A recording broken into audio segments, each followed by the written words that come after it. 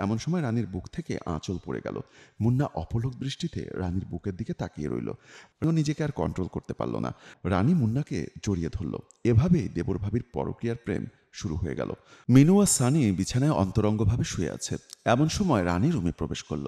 রানীকে দেখে মিনু আর সানি বিছানা থেকে উঠে বসল।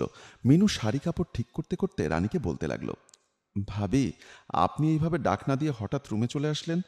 আপনার তো একটু বিবেক বুদ্ধি থাকা দরকার। আমার না হয় বিবেক বুদ্ধি নেই, আপনার কেমন বিবেক বুদ্ধি বলেন তো ভাবি? ভাই থাকে বিদেশে, আপনি এভাবে আপনার বোন জামাইয়ের সঙ্গে একই বিছানায় অন্তরঙ্গভাবে শুয়ে আছেন কেন?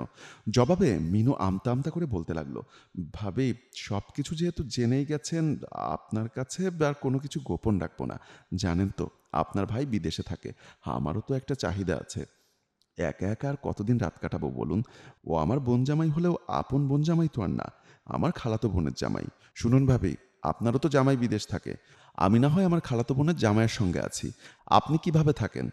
আপনার কি কোনো চাহিদা নেই? আরে ভাবি, চাহিদা থাকলেই কি হবে? কে থাকবে আমার সঙ্গে বলুন?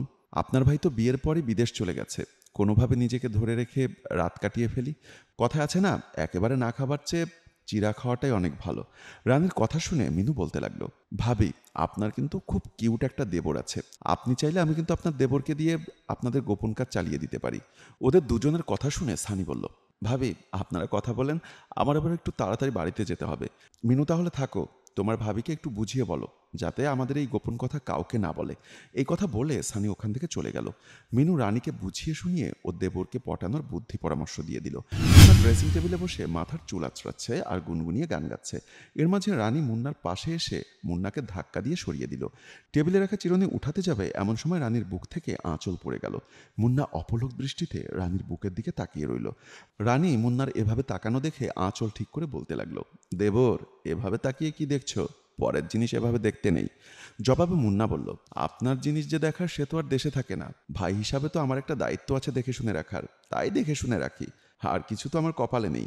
জবাবে রানী বলল, আমি কিছু দিলে তো আর কপালে থাকবে? রানীর কথা শুনে মুন্নার সাহস যেন আরো বেড়ে গেল। জবাবে মুন্না বলল, ভাবি, চাইলে তো আপনিও দিবেন। চাওয়ার মতো চাইলে নাকি কেউ খালি হাতে ফেরে না। আমার মনে হয় আমি চাইলেও খালি হাতে ফিরবো না। ভাইয়ার আশায় পথ চেয়ে থাকতে থাকতে নদীর জল সব শুকিয়ে যাবে। আমাদের একটু চান্স টান্স দিলে আমাদেরও ভালো লাগতো, আর আপনারও ভালো লাগতো। মুন্নার কথা শুনে রানী বলল, ঠিকঠাক সব কিছু করতে পারবে তো? যদি ঠিকঠাক পারো তাহলে একটা চান্স দিয়ে দেখতেই পারি। রানীর মুখে এমন কথা শুনে মুন্না আর নিজেকে কন্ট্রোল করতে পারল না। আস্তে আস্তে রানীর কাছে এগিয়ে গেল। রানীর লজ্জায় মুখ লাল হয়ে গেল। রানীও নিজেকে আর কন্ট্রোল করতে পারল না। রানী মুন্নাকে জড়িয়ে ধরল। এভাবেই দেবর ভাবির পরকীয়ার প্রেম শুরু হয়ে গেল। কথায় আছে, সঙ্গদোষে স্বর্গবাস, অসৎসঙ্গ সর্বনাশ। একজন মানুষ সঙ্গীদের কারণে ভালো হয়, আবার অসৎ সঙ্গীদের কারণে খারাপ হয়।